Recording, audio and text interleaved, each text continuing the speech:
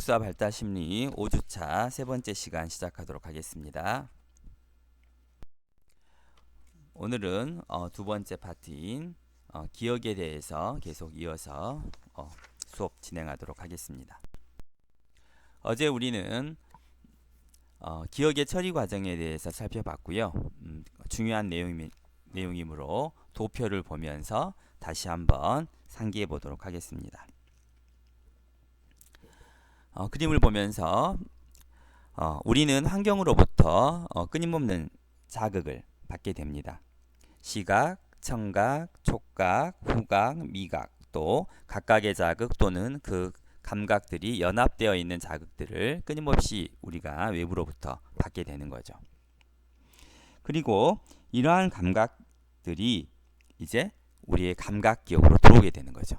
그런데 그 중에 일부는 들어오고 일부는 이제 쇠퇴, 즉 아예 없어져 버리는 거죠. 사라져 버리는 거죠. 그 말은 우리가 인지하지 못하는 상태에서 없어진다는 거죠. 우리가 길을 걸으면서 수많은 소리와 수많은 시각적인 것들을 보는데 대부분의 것들은 우리가 보는지도 모르고 그것이 들렸는지도 모르게 쇠퇴돼 버리고 없어져 버리는 거죠.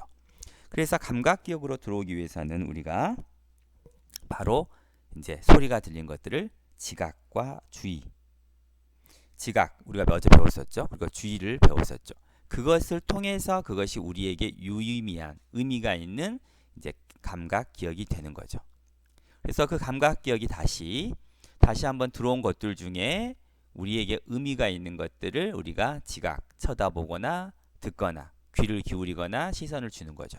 그리고 다시 그것이 나에게 어떤 의미가 있는지를 확인을 하고 그것을 단기 기억에 보냅니다. 단기 기억에 보내면 역시 단기 기억에서도 또 다른 다시 한번 활동을 거치죠. 시연과 부호화. 그것이 나한테 내가 그것을 기억할 만한 것이냐 다시 한번 반복하거나 또는 뇌 속에 그것들을 기억하기 위해서 부호화를 하죠. 그래서 시연과 부호화된 것들은 장기 기억으로 넘어가고 그렇지 못한 것들은 잊어버리는 거죠. 그러니까 감각 기억은 아예 그것이 나에게 의미가 있는지 없는지를 모르는 상태로 사라져버리는 거고요. 단기 기억은 일단 제게는 의미가 있었지만 그것을 내가 기억할 필요 없는 것들은 잊어버리는 거죠. 그래서 그 상황 자체가 다른 거죠. 그리고 이런 단기 기억에서 의미가 있는 것들은 시연, 부호화 우리 어제 우리가 학습을 했었죠. 어제가 아니라 전 시간에 했었고 시연과 부호화를 통해서 장기 기억으로 저장이 되죠. 장기 기억으로 저장된 것들은 잊어버리긴 합니다만 단기 기억처럼 없어져 버리는 것이 아니라 우리의 뇌 속 아주 심층 구조에 가라앉아 있는 거죠. 그래서 인출이라는 과정을 통해서 다시 우리가 기억을 해내는 거죠. 그리고 이러한 감각 기억에서부터 장기 기억까지의 모든 과정들을 총괄하는 것을 우리가 초인지라고 했어요. 상위 인지라고도 했고요. 그래서 그러니까 주의를 하고 지각하고 주의를 하고 단기 기억 속에서 시연 부호화 그리고 장기 기억에서 인출할 수 있도록 모든 걸 관장하는 것이 초인지 즉 상위 인지라고 어제 설명을 드렸습니다. 그런데 지적장애 아이들은 가장 중요한 첫 번째 기억 장치인 단기 기억 즉 작동 기억 그러니까 단기 기억 수초 또는 수분 내에 7개에서 플러스 마이너스 2 그래서 5개에서 9개 정도의 기억들을 할 수 있는데 그 기억 용량에도 문제가 있고 또 단기 기억은 한 가지만 처리하는 게 아니라 동시에 여러 가지 상황들을 같이 움직이면서 처리하게 되는데 그것이 어렵고 또 기억의 속도도 이제 문제가 된다고 했었죠. 그러다 보니까 장기 기억으로 넘어가는 과정에 어려움을 겪게 되는 거죠. 지적장애 학생들은 장기 기억에는 별 문제가 없지만 감각 기억, 단기 기억을 통해서 장기 기억으로 넘길 수 있는 장기 기억에 저장할 수 있는 양이 적기 때문에 학습과 기억에 문제가 발생을 하는 거죠. 또한 이런 감각 기억, 단기 기억, 장기 기억을 관장하는 상위 인지, 즉 상위 기억인 초인지의 역할을 어떻게 사용할 것이냐 이런 상황에서는 어떠한 초인지를 사용할 것이냐라는 초인지 사용의 전략에도 문제가 있기 때문에 전체적인 기억 용량에 문제가 있고, 이는 학습에 또 문제가 있게, 즉 장애를 발생시키는 원인이 되는 것입니다. 그럼 이제부터는 우리가 여러 가지 기억들, 어제 우리가 회상과 재인을 배웠었죠. 회상과 재인을 배웠듯이 우리가 이제는 여러 가지 기억들에 대해서 살펴보도록 하겠습니다. 첫 번째는 서술적 기억인데요. 어떤 일이 일어난 것을 아는 것. 생후 20개월부터 형성되며 주로 언어를 통해 표현됨. 밑에 그림을 보시면 그네를 타고 있는 그림이죠. 그러니까 서술적 기억은 그네를 타는 것을 아는 기억이죠. 그네를 타는 것, 무엇을 하는 것, 밥을 먹는 것. 그래서 생후 20개월 정도 아이들이 언어를 통해서 표현하죠. 그래서 이때쯤 아이들이 계속 부모님께 말을 하죠. 나 그네 탔지, 나 깎아 먹었지, 나 버스 탔지, 이런 식으로 이렇게 말을 하는 서술적 기억, 말로 표현하는 서술적 기억이고요. 절차적 기억은 밑에 그림에 나와 있는 학 있죠. 학을 어떻게 접는 것. 그러니까 어떤 일을 어떻게 하는 것. 학을 어떻게 접는 것. 또 다른 버스를 탈 때 뭐죠? 이 카드를 어떻게 대는 것. 이렇게 순서를 아는 것들입니다. 그래서 주로 몸의 움직임 혹은 감각과 관련된 정보를 저장하고 인출하는 거죠. 그래서 그러니까 학을 접는 것을 아이들에게 가르칠 때 우리가 1번, 2번, 3번 이렇게 하는 것이 아니고 아이한테 이렇게 보여주죠. 뭐죠? 색종이를 대각선 모양으로 절반으로 접을 때 이렇게 접고 펴고, 다음에는 이렇게 접고 펴고, 그 다음에는 또 이렇게 접고 펴고, 이렇게 구체적인 내용을 말은 하진 않고 움직임, 그러니까 손의 움직임과 색종이의 변화를 아이에게 보여주면서 그 순서를 가르쳐 주게 됩니다. 그래서 바로 이게 절차적 기억인데요.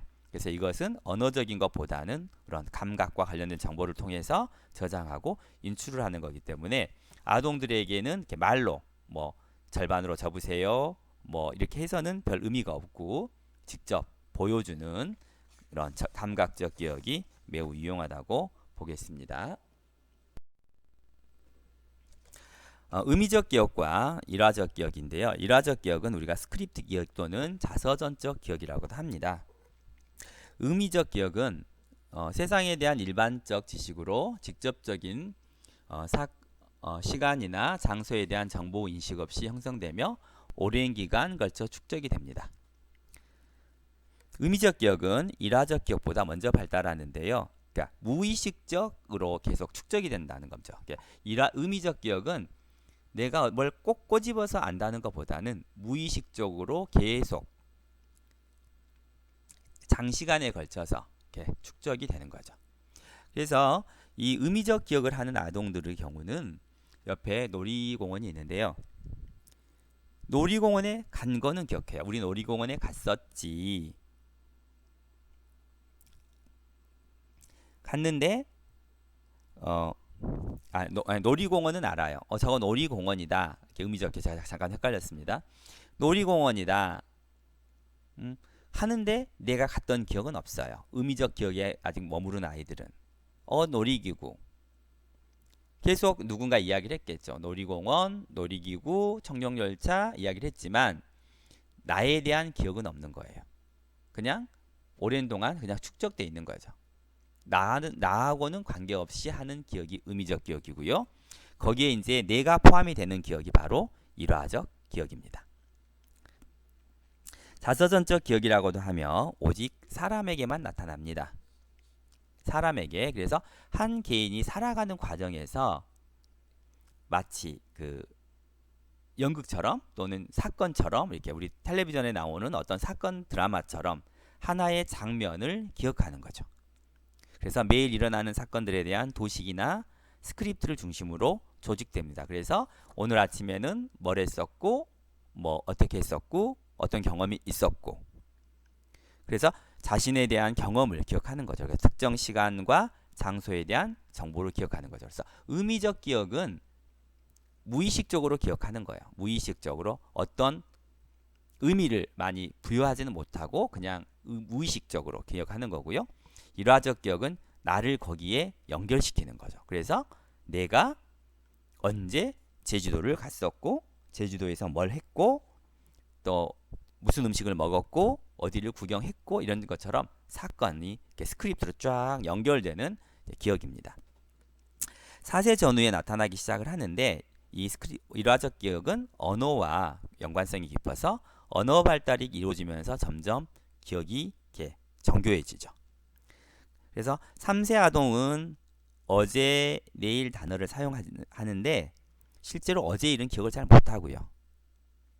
그리고 4세 이상이 되어야만 어제 일을 기억하고 내일을 기억하고 있는 거죠. 그러니까 3세 아동들은 어제, 오늘, 내일을 말은 하지만 연결을 시키지는 못하는 거죠.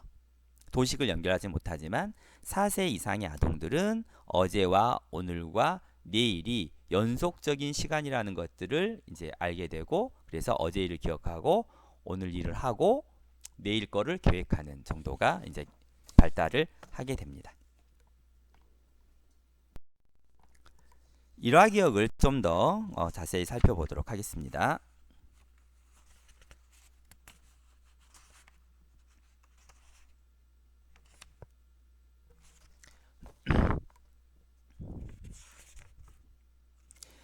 일화 기억에서 스크립트 기억 발달에 대해서 알아보면은요. 2세 정도가 되면 매일 반복되는 일과를 사건의 발생 순서와 인과관계에 대해 정보를 담고 스크립트로 구성할 수 있습니다. 그런데 이때는 매일 발생하는 사건을 스크립트처럼 구성을 하는 거죠. 그래서 이렇게 하면 이렇게 될 거다. 근데 그때는 전형적인 정보에 대한 기억인 거죠. 그러니까 아이들이 이렇게 말하죠. 엄마가 항상 이렇게 연결시켜 놓는 거죠.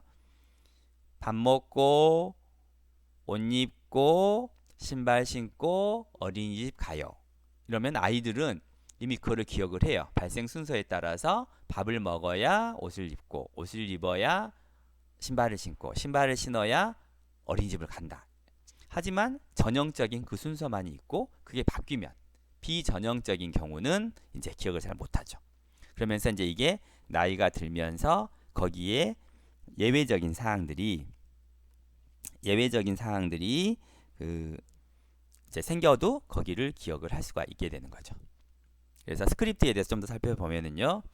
연령에 따라 점점 더 정교해지고 다양해지고 이미 말씀드렸죠.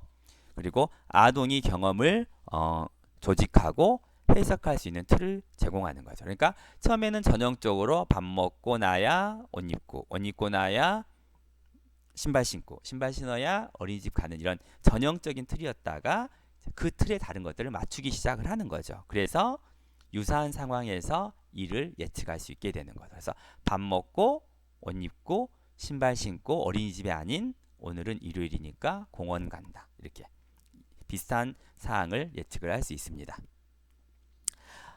그러나 이제 어쨌든 어린이 때는 전형적 정보만을 해서 새로운 사건을 기억은 잘 못합니다.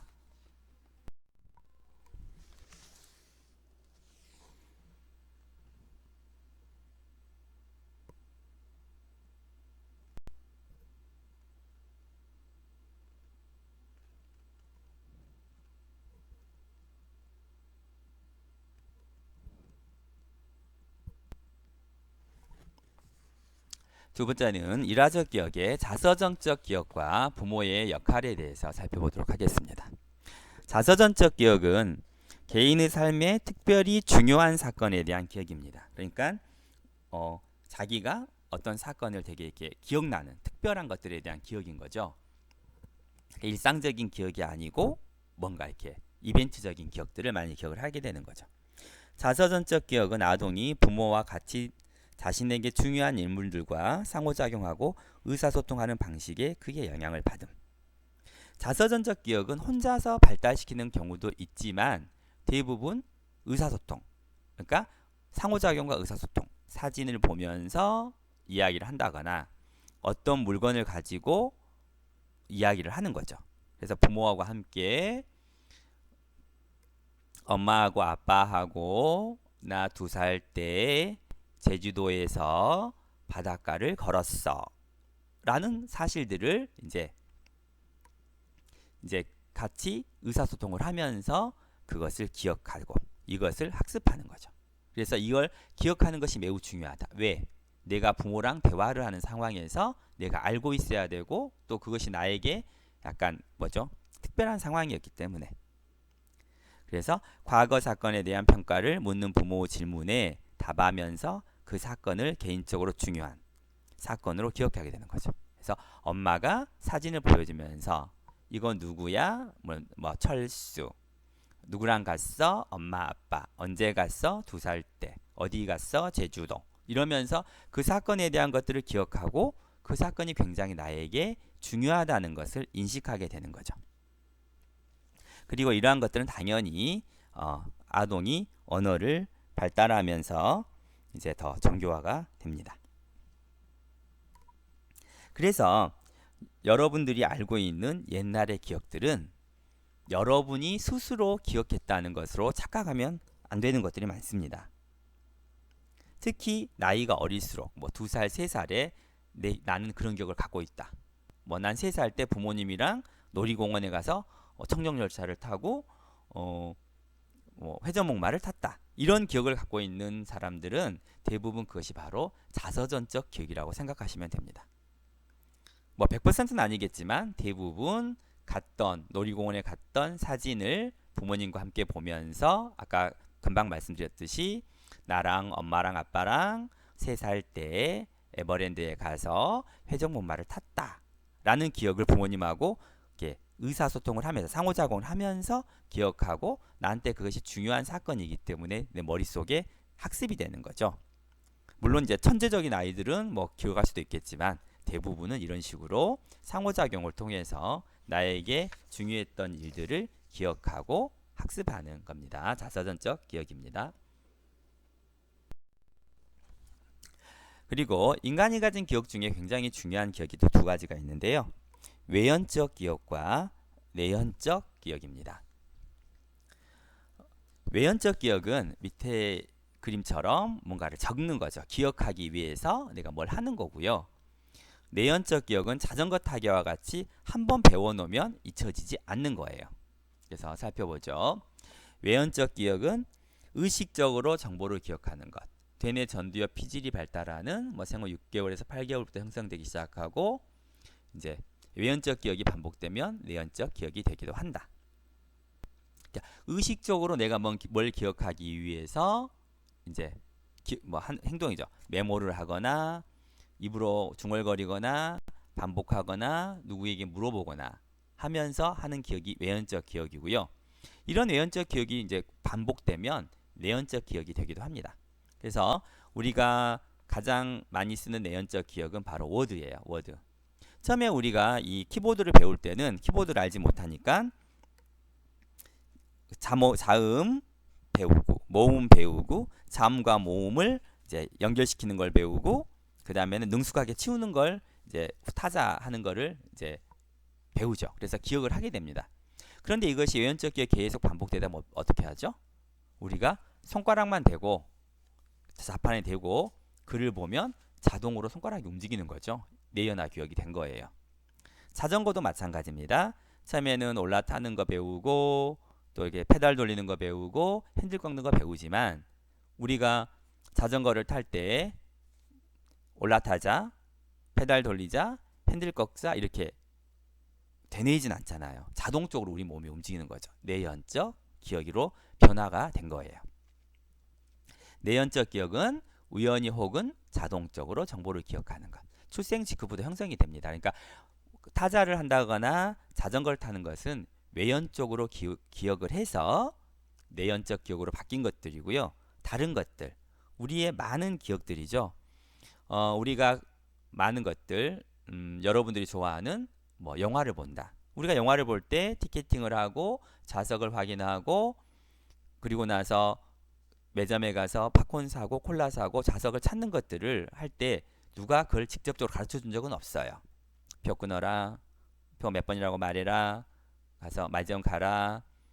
또 골라 사라, 바꾼 사라 가르쳐 주는 거 없죠. 자동적으로 부모님을 따라가거나 위에 성인들을 따라가거나 아니면 그걸 알고 있는 친구들을 따라가다가 자동적으로 기억을 해버리는 거죠. 그리고 이제 내가 활동을 하는 거죠. 그런 것들이 대부분 내현적 기억입니다. 그러니까 우리도 내현적 기억은 우리가 하고 있는 여러분들이 많은 행동들이 내현적 기억이라고 생각을 하시면 되겠습니다. 기억 관련 뇌구조를 살펴볼게요. 뇌를 보면 전두엽과 해마에서 측두엽에서 우리 기억을 담당을 하는데요.